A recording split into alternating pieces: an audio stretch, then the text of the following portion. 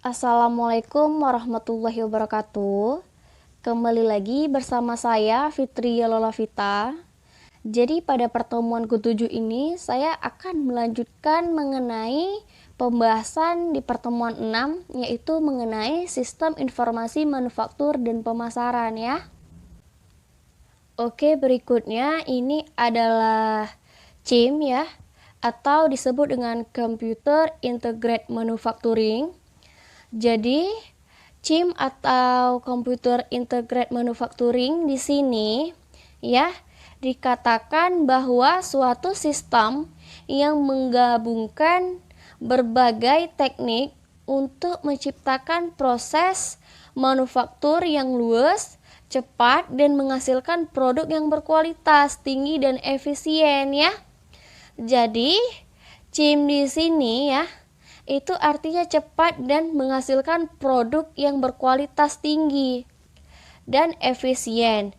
Jadi ini menggabungkan robotika dan cam control mesin ya. Nah, untuk apa? Jadi keterangan lebih lanjutnya gini. Jadi kalau untuk ini dia merupakan filosofi manajemen yang menyatakan bahwa semua teknologi produksi dan informasi itu harus dapat bekerja sama gitu.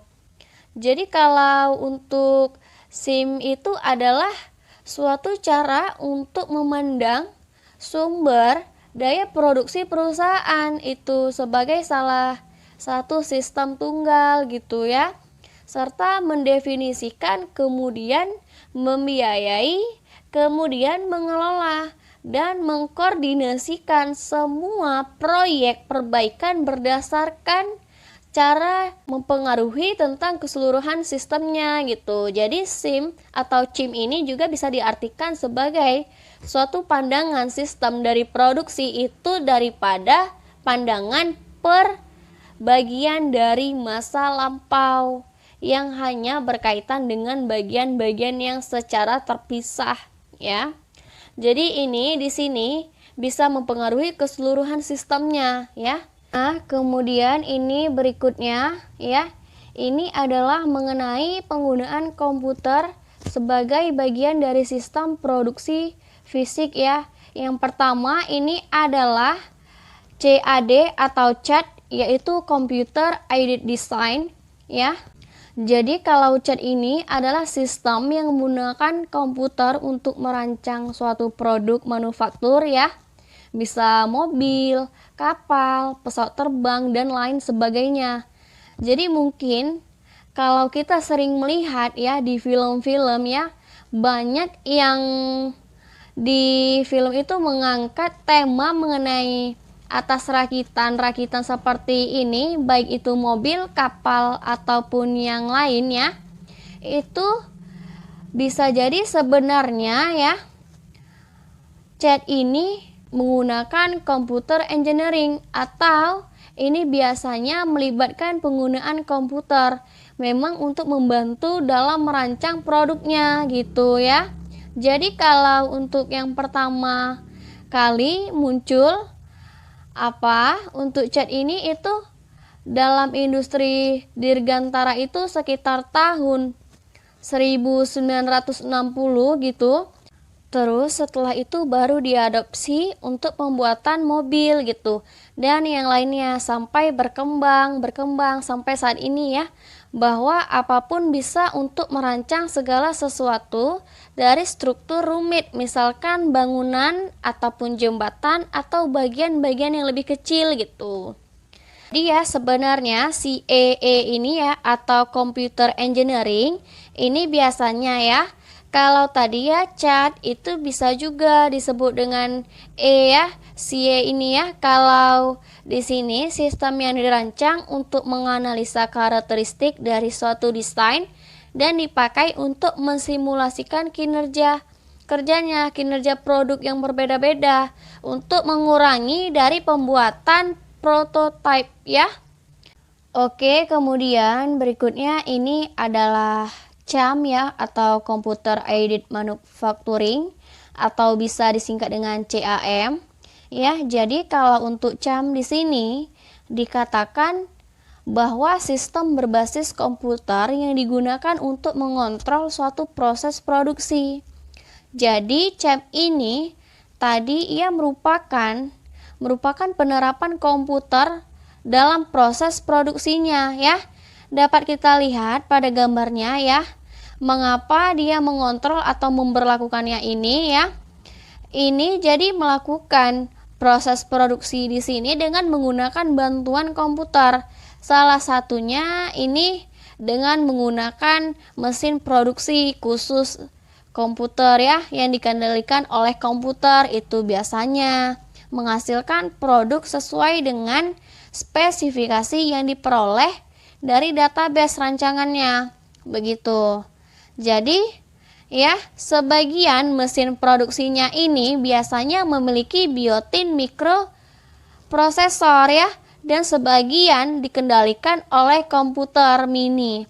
Dan biasanya satu komputer mini itu dapat mengendalikan beberapa mesin produksi sekaligus seperti ini ya. Ini untuk CAM. Nah, kemudian ini untuk pada CAP ya, atau disebut dengan Computer Aided Process Planning. Ini merupakan suatu sistem yang digunakan untuk merencanakan urutan proses untuk memproduksi ataupun untuk merakit suatu komponen ya. Jadi tetap dengan menggunakan bantuan apa? Ya, dengan bantuan komputer ya. Di sini harus ada nulisnya, kemudian nanti bisa dimulai dari desain, kemudian diproses, kemudian baru dimengerti ya, itu ya. Oke, kemudian yang kelima ini ada robotik. Wow, sekarang sudah mau diganti dengan robot ya semua. Jadi robotik di sini yaitu melibatkan pengguna robot industrial, yaitu alat yang secara otomatis itu melaksanakan tugas tertentu ya dalam proses manufaktur. Nah, robotik ini yang tadi yang robot industrial ini biar diperkenalkan dalam pertama kali ya, diperkenalkan dalam industri mobil sekitar tahun 1974 untuk aplikasi robotik yang paling populer itu. Jadi pada zamannya dahulu itu ada pada saat pengisian bahan baku ke dalam peralatan mesin ya, diotomisasi oleh jam begitu ya. Jadi kalau sekarang ya, berkembangnya sangat berkembang sekali teknologinya ya. Jadi kita sendiri juga harus selalu update ya, mengikuti dari perkembangan teknologi sekarang ya. Oke, jadi yang saya sebutkan tadi adalah mengenai sistem informasi manufaktur ya. Nah, ini berikutnya ini mengenai sistem informasi pemasaran ya. Sistem informasi pemasaran. Jadi kita bahas. Jadi di sini ya dikatakan bahwa pemasaran adalah kegiatan perorangan dan organisasi yang memudahkan dan mempercepat hubungan pertukaran dalam lingkungan yang dinamis melalui penciptaan, pendistribusian, promosi, dan penentuan harga barang jasa ya, dan gagasan.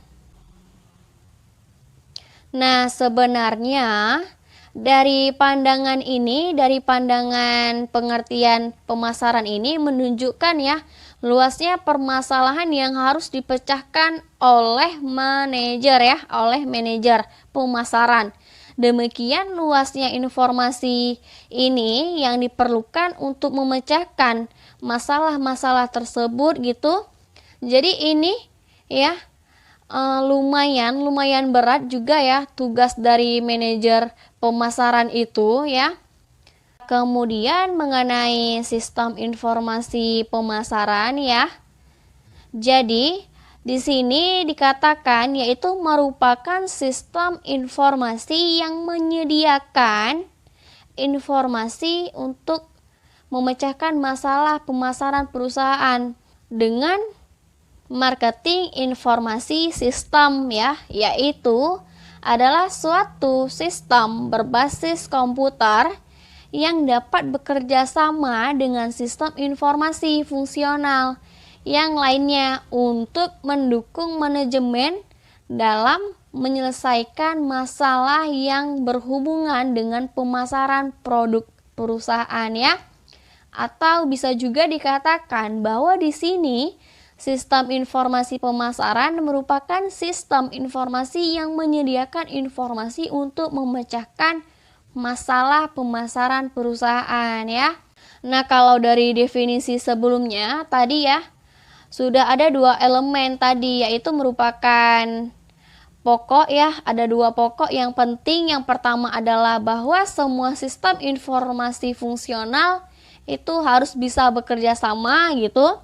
Dan yang kedua itu adanya dukungan pemecahan masalah itu tidak terbatas pada manajer pemasaran saja gitu ya, ataupun suatu gagasan. Nah, kemudian kalau berbicara mengenai pemesanan pemasaran, mungkin ada yang pernah belajar mengenai istilah 4P ya, yaitu produk, promosi, place, dan price ya. Jadi ini ya, berikutnya mengenai ini nanti ya, ini tadi sudah saya sebutkan tadi, bisa dilihat penjelasannya. Jadi kalau mengenai bauran pemasaran juga ada tambahannya ya, tambahan strategi pemasaran. Ini strategi pemasaran. Jadi ini yang terdiri dari campuran unsur-unsur itu tadi ya, yang dikenal dengan istilah marketing ya, atau bauran pemasaran. Jadi kalau unsur-unsurnya ini apa saja? Ini tadi produk, promosi, tempat, dan harga, atau dikenal dengan istilah 4P ya. Produk, promotion, place, dan price gitu. Nah, kalau untuk produk itu adalah yang dibeli oleh pelanggan untuk memuaskan keinginan atau kebutuhannya ya. Kemudian produk itu dapat berupa barang fisik ataupun berbagai jenis ya, jenis jasa ataupun suatu gagasan ya. Jadi kalau untuk promosi itu biasanya berhubungan dengan semua cara yang mendorong penjualan produk ya, yang lebih laku ya di pasaran. Lebih baik itu termasuk periklanan ataupun penjualan ya. Jadi kalau untuk tempat ya, ini atau place ya, itu berhubungan dengan cara mendistribusikan produknya ya secara fisik kepada pelanggan melalui saluran distribusi gitu. Ya, kalau untuk yang keempat ya, itu ada harga atau price.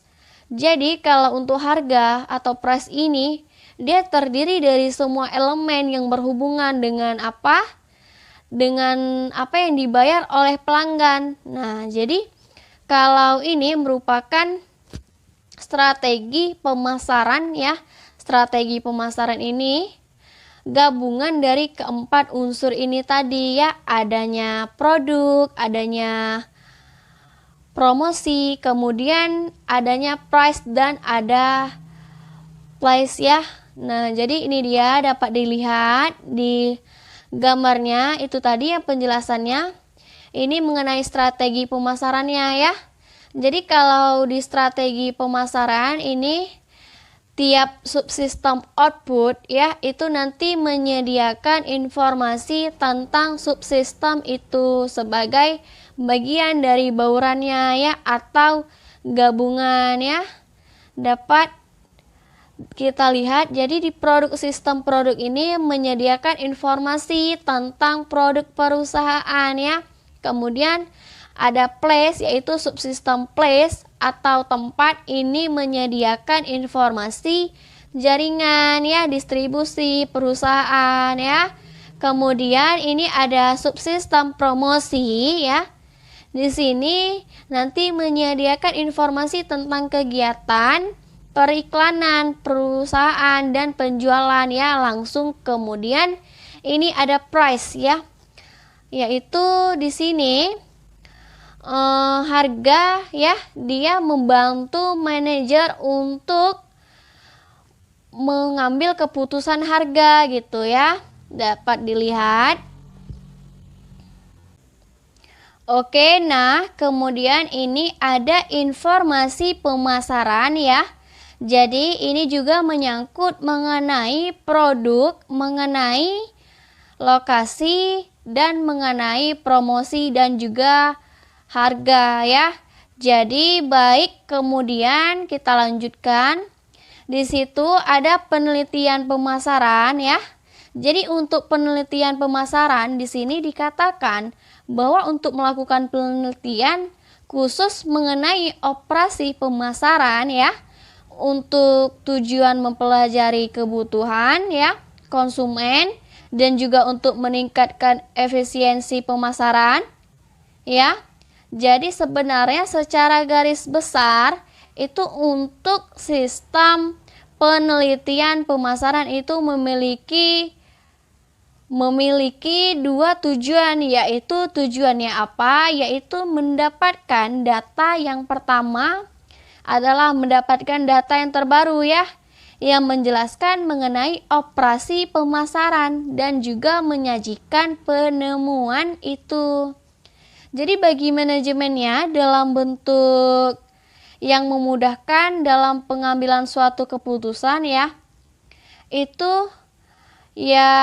Kemudian untuk melakukan penelitian biasanya membutuhkan suatu data. Nah, ini datanya dapat dilihat di gambar. Ini dibedakan menjadi dua data, yaitu data primer dan data sekunder ya. Kalau data primer ya dikumpulkan oleh pihak perusahaan itu sendiri ya, melalui survei, wawancara, kemudian observasi ataupun pengujian. Sedangkan kalau untuk data sekunder ya, yaitu data yang dikumpulkan oleh pihak-pihak lain ya. Ini bisa disebut atau bisa dicari dari surat kabar ya, majalah, atau buku internet, atau media yang lain ya. Nah, kemudian ini mengenai bagian dari sistem informasi pemasaran ya. Dapat kita lihat, yang pertama ada riset pemasaran atau research marketing atau marketing research ya. Ini berhubungan dengan adanya pengumpulan, pencatatan, dan analisa semua data pelanggan dan calon pelanggan. Ini mungkin bisa memberikan kuesionernya ya untuk mengetahui data-data. Kemudian yang kedua adalah informasi pemasaran atau marketing intelligence ya. Biasanya berhubungan dengan pengumpulan, pencatatan, dan analisa semua data perusahaan pesaing ya, yang memiliki hubungan dengan penjualan barang dan jasa. Oke, berikutnya ini yang ketiga, yaitu pemrosesan transaksi ya. Jadi di sini yaitu sistem informasi akuntansi yang berhubungan dengan penjualan ya, yang mungkin ada kaitannya dengan penjualannya, yaitu transaksi-transaksinya ya. Oke, keempat yaitu peramalan atau penjualan atau sales forecasting ya. Ini berguna untuk melaksanakannya peramalan apakah penjualannya itu bagaimana nantinya. Apakah nanti bisa meningkatkan ataukah nanti bisa mengalami penurunan gitu. Nah, oke, jadi materinya untuk sistem informasi manufaktur dan pemasaran ya. Sampai ini saja yang dapat saya sampaikan ya. Banyak hal-hal yang baru ya bagi kita, tentunya banyak istilah-istilah yang memang butuh pemahaman ya, butuh pemahaman. Jadi kalau misalkan kita masih ada yang kurang dipahami, silakan nanti bisa sharing ataupun kita bisa saling berdiskusi. Jadi gitu ya. Oke, jadi mengenai materi sistem informasi manufaktur, hanya ini saja yang dapat saya sampaikan ya. Lebih dan kurang saya mohon maaf. Apabila ada salah dalam penyebutan kata, wassalamualaikum warahmatullahi wabarakatuh.